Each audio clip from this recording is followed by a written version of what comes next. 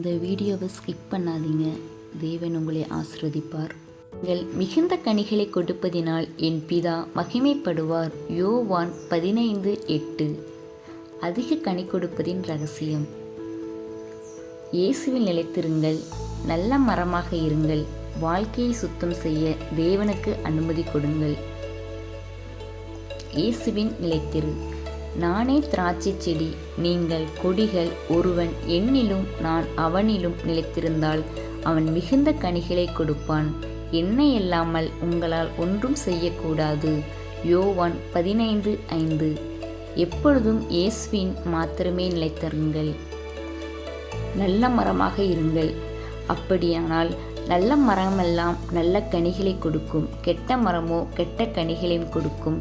நல்ல மரம் கெட்ட கனிகளை கொடுக்க மாட்டாது, கெட்ட மரம் நல்ல கனிகளை கொடுக்க மாட்டாது. மத்தேயு 7:17-18. உங்களை நல்ல மரமாக மாற்ற வல்ல இயேசுவிடம் இன்றே ஒப்படையுங்கள். வாழ்க்கையை சுத்தம் செய்ய தேவனுக்கு அனுமதி கொடுங்கள். என்னில் கனி கொடாதிருக்கிற கொடி எதுவோ அதை அவர் அறுத்து போடுகிறார்.